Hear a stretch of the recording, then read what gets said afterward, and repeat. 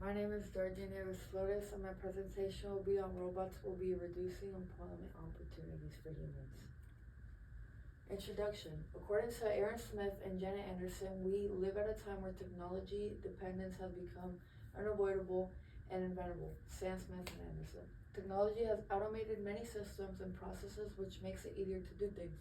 For instance, instead of going to a bank teller to withdraw money, a customer could just go to an ATM so that they don't have to actually go to a person.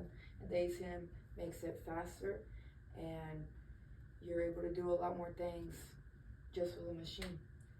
Comparatively, the customer will prefer to use the machine than deal with the bank teller. While an ATM has benefits for a customer, it puts the bank teller out of business. If the teller is no longer needed, then they lose their job.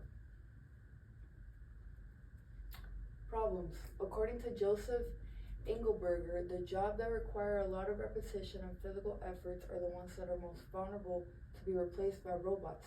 This is because they're easy to automate. If the robot could do a task, employers will not see the need to spend money on wages and salaries, so they will cut expenses by letting the employers go. Automation is very rampant in some industries, in manufacturing, driving, and billing. There are self-driving cars now, and even self-cashiers. Special robots referred to as cobots are now more common in manufacturing companies. When we go to Target, or when you go to Walmart, when you go to H-E-B, you're able to just check out with a computer. You don't have to go to a person anymore. Why organization prefers robots to humans. When it comes to physical repetitive work, robots are definitely becoming a favorite organization as to oppose of hiring human labor. For one thing, robots can work with minimal supervision provided by programming is done well and has been fed the right instructions. Also, the chances of the robot messing up are comparably less compared to a human. If anything, robots perform task precision with minimal errors, if at all it makes any. Most importantly, they are cheap. They do not cost the company as much as it costs to hire humans. Robots do not have real responsibilities, so they don't necessarily need money. This checks out for organizations as they get increased productivity with reduced expenditure. Solutions. How can you ensure that you don't lose your job to a machine? If you do want to have a career, then I would suggest to take a career that doesn't seem like it's going to be replaced by a robot, like a doctor. Therefore, it is best to avoid physical jobs that can easily be automated. According to Smith and Anderson, the solution lies in finding jobs that require creativity, critical thinking, and analytical skills, like looking for oil and stuff like that. There's no way that a robot could replace that. In other words, jobs that need brain power, something robots cannot do. These include law, managerial positions, psychology, and even medicine.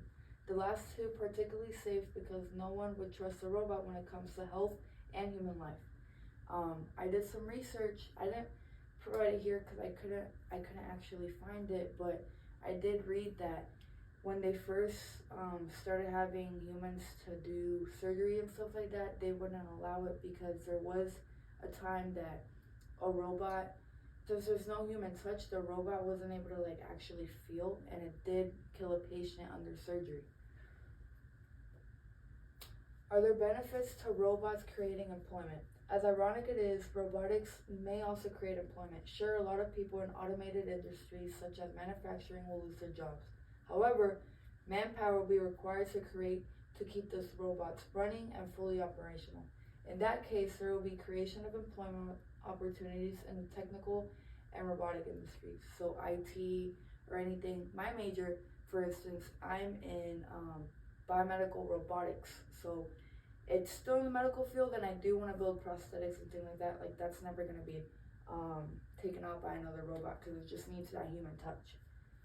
So while robots will cause unemployment, it also creates opportunities and positions that require people to use problem-solving and analytical skills to solve issues. Still, the two main points emerge from this. Robots will cause unemployment than it creates, robots will cause more unemployment than it creates employment opportunities, and careers that require people to their brain power as opposed to physical power are more likely to outlast the infiltration of robots in the market. Action. So learn skills that are in high demand. So like being a nurse, being a doctor, any of that in the field, being a dentist, being a pilot, like some of those things, like we do need that human touch or else it's not gonna be the same, right? According to Orduna, these skills include programming, data analysis, digital marketing, and even product management. Coding is also a lucrative skill to learn today. Some of the languages to consider including are Python, JavaScript, and CSS. Smith and Anderson recommend the acquisition of soft skills as well as the interpersonal skills, critical thinking, and problem-solving skills. Smith and Anderson. Having both hard and soft skills renders a personal irreplaceable by robots, and your job will be safer. Conclusion: repetitive jobs that require physical effects are not safe. They can easily be taken up by robots. To ensure your job is secure against the robots, you need to offer skills that robots can't offer. You need to acquire both soft and hard skills, especially those that require analytical power. Fortunately, robots are incapable of that. Note that robots can also create job opportunities, even as they put scores of people out of jobs. And then these are my works cited.